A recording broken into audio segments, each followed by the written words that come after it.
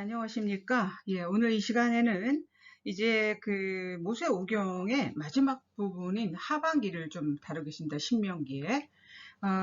다음 시간 되면 이제 맞춰질 것 같습니다. 그래서 이 모세가 가나안 입성을 앞두고 출애굽한 2세들에게 꼭 필요한 말씀을 전하고 있죠.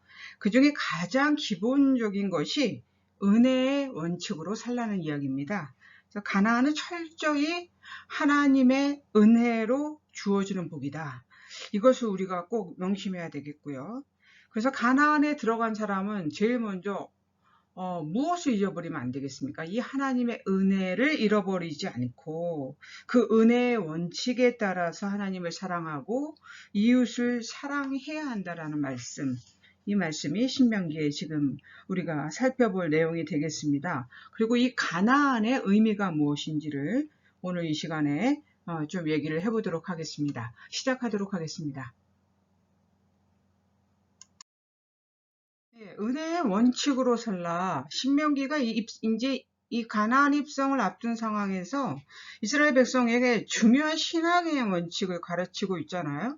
그 중에 가장 기본적인 것이 은혜의 원칙이고, 이 가나안 땅이 하나님의 전적인 은혜로 주어지는 것이기 때문에요. 그 가나안 땅에서의 삶은 이러한 은혜의 원칙이 주도하는 삶이어야 된다. 이 말씀을 먼저 드리고 싶습니다. 신명기 26장 한번 여러분 살펴보시죠. 26장 1절에서 2절의 말씀 보면 내 하나님 여호와께서 내게 기업으로 주어 차지하게 하실 땅에 내가 들어가서 거기에 거주할 때 내 하나님 여호와께서 내게 주신 땅에서 그 토지의 모든 소산의 만물을 거둔 후에 그것을 가져다가 광주리에 담고 내 하나님 여호와께서 그의 이름을 두시려고 택하신 곳으로 그것을 가지고 가서, 이렇게 얘기하고 있거든요. 하나님의 은혜에 감사한 마음으로 살 때 토지의 소산 하나님께 드리라고 얘기하고 있고, 소산의 만물, 첫 번째 열매를 바치라고 얘기하고 있거든요. 왜 하나님께서 소산의 만물을 바치라고 얘기했을까요? 우리가 가진 모든 것이, 제가 누누이 이 말씀을 신명기에서 드립니다. 내 힘으로 쟁취하거나 성취된 것이거나 얻은 것이 아니라 하나님이 주신 것이기 때문에 그렇습니다. 소득의 첫 열매를 드림으로써 하나님께 받은 이 은혜를 표현하는 것이죠.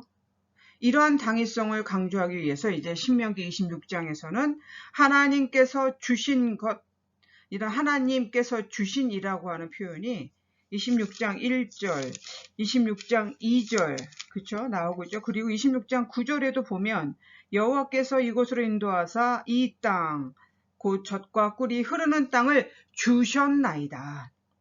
26장 10절에도 여호와여 이제 내가 주께서 내게 주신 토지 소산의 만물을 가져왔나이다 하고, 26장 11절도 똑같은 얘기죠.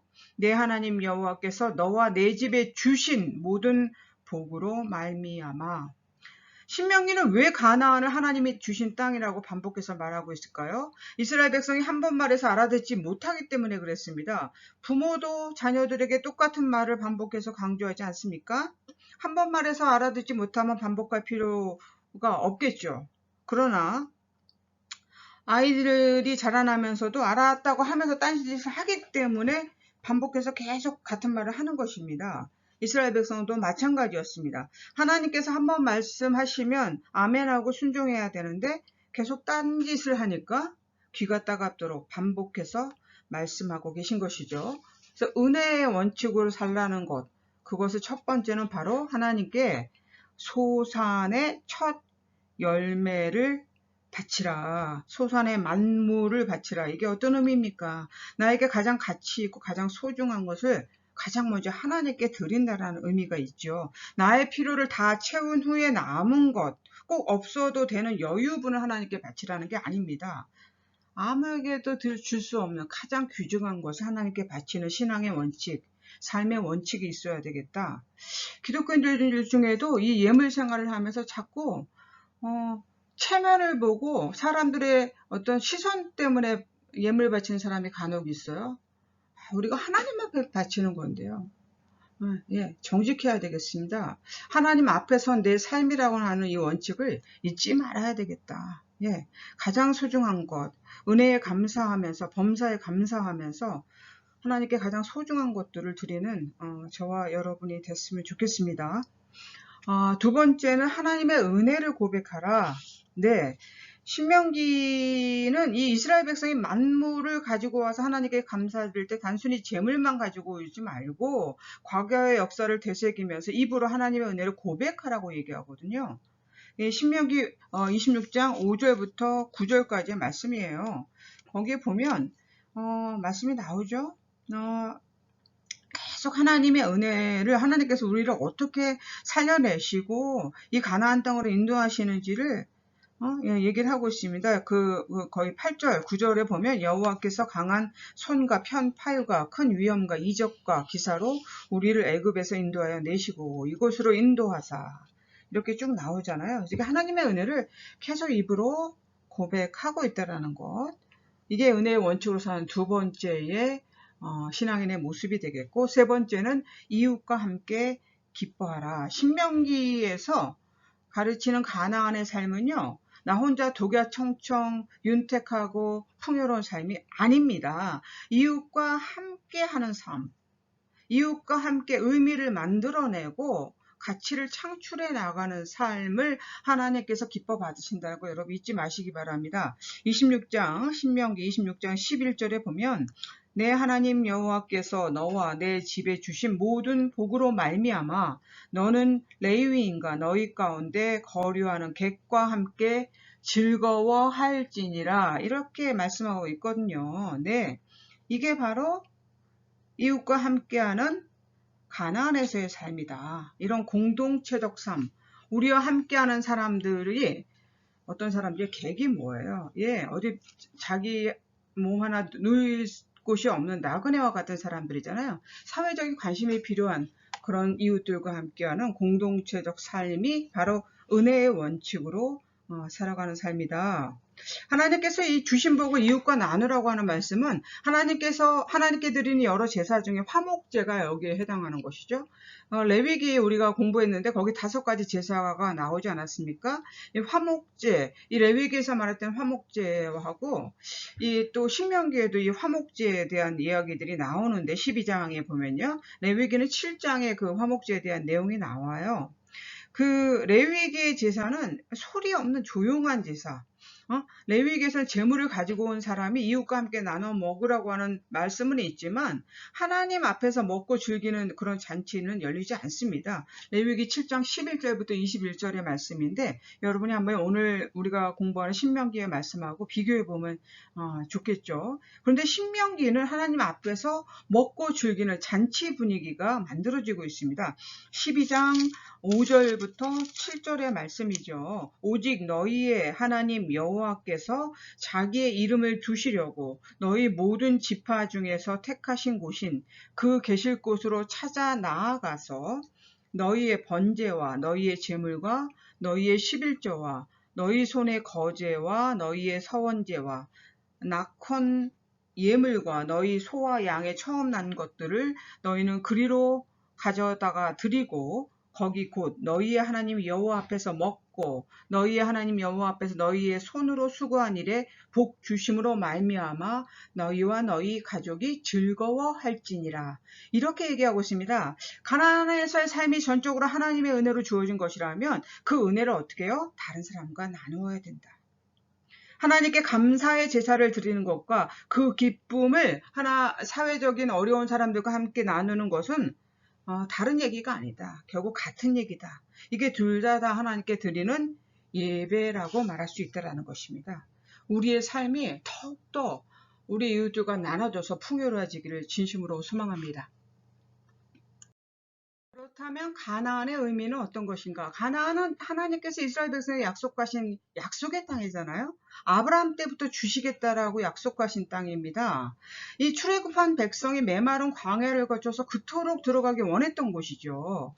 그러면 이스라엘이 이 가나안에 들어가면 그때부터 만사 형통이란 말입니다. 하는 일마다 다 잘되고 인생의 고난은 모두 사라지는 것일까요? 그래서 가나안 땅에 들어가고 나면 열심히 살 필요가 없는 것일까요?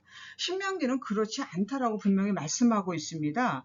오늘 이 신명기 28장 한번 여러분 펴보시면 28장 1절부터 14절에 순종하는 자에게 내리는 복의 첫 부분은 뭐냐면 내가 내 하나님 여호와의 말씀을 삼가 듣고 내가 오늘 내게 명령하는 그의 모든 명령을 지켜 행하면 내 하나님 여호와께서 너를 세계 모든 민족 위에 뛰어나게 하실 것이라. 내가 내 하나님 여호와의 말씀을 청종하면 이 모든 복이 내게 임하며 내게 이르리니 성읍에서도 복을 받고 들에서도 복을 받을 것이며 내 몸의 자녀와 내 토지의 소산과 내 짐승의 새끼와 소와 양의 새끼가 복을 받을 것이며 내 광주리와 떡반죽 그릇이 복을 받을 것이며 내가 들어와도 복을 받고 나가도 복을 받을 것임이라. 이렇게 말씀하고 있습니다. 하나님께서 이렇게 복을 주시려고 작정하시니까 이스라엘이 복을 받지 않을 수가 없잖아요. 그런데 신명기 28장 그 뒤에 이어지는 15절부터 68절에는 어떤 말씀이 나오냐면 그런데 하나님의 은혜를 잊고 하나님의 은혜를 잃어버리고 말씀에 불순종하게 되면 어떻게 되는가? 그들에게 내리는 재앙이 나오잖아요. 이 저주의 말씀들 똑같은 대비와 함께 모든 것들의 저주가 내리라는 얘기가 이어서 대비의 말씀은 나오고 있습니다. 그러니까 우리가 알아야 되겠습니다. 가나안에 들어가는 것도 중요하지만 더 중요한 것은 그곳에서 대대로 복된 삶을 사는 것인데 어떻게 하면 그렇게 할 수 있는가? 하나님께 순종할 때 그렇게 된다라는 얘기입니다.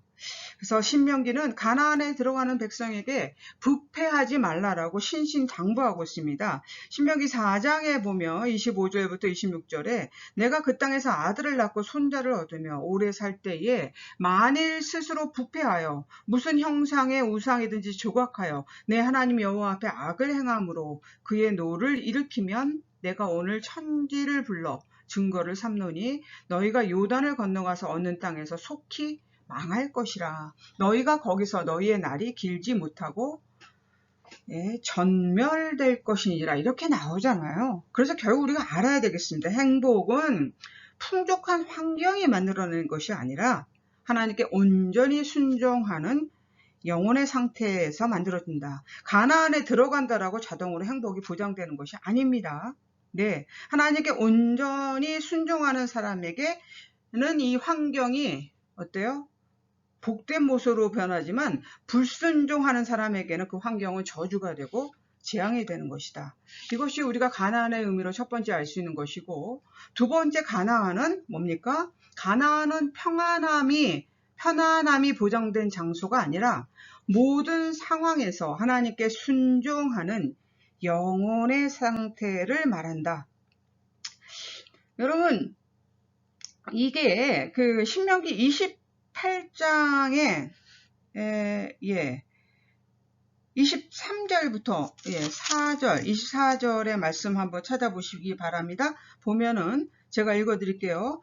내 머리 위에 하늘은 노시 되고 내 아래의 땅은 철이 될 것이며 여호와께서 비 대신에 티끌과 모래를 내 땅에 내리시리니 그것들이 하늘에서 내 위에 내려 마침내 너를 멸하리라. 이게 뭐야? 하나님께 불순종하면 내리는 재앙이죠. 하늘이 노시 된다는 말은 비가 오지 않아서 농사를 망친다라는 말이잖아요. 땅이 철이 된다는 건 땅에 수출이 전혀 없는 흉년이 온다는 뜻이거든요. 그런데 반대로 하나님의 말씀에 순종하면 어떻게 되느냐? 그죠? 정말 에덴의 동산의 상태, 아름다운 창조의 첫 모습의 상태가 된다. 그게 성경에 누누이 나오는 말씀입니다. 그러니까 가나안 땅은 평안함이 보장된 땅이라기보다는 하나님께 전적으로 순종하는 영혼의 상태를 말한다.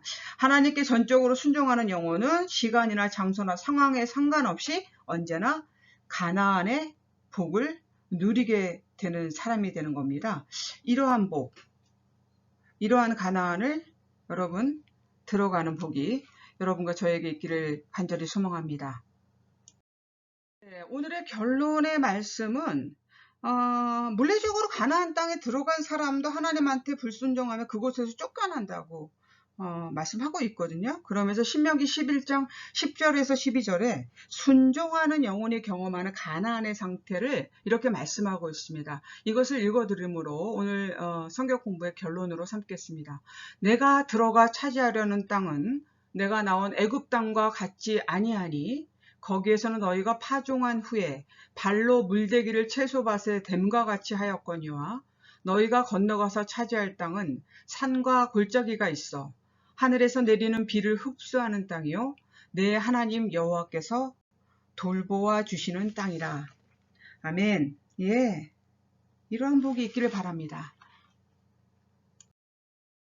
하나님, 우리의 영안이 열려서 지금 내가 살아가는 이 땅이 비록 고난이 있고 어려움이 있지만 하나님께 전적으로 순종하는 주의 자녀가 살아가고 있는 가나안임을 깨닫게 하옵소서. 주 예수 그리스도의 이름으로 기도드립니다. 아멘.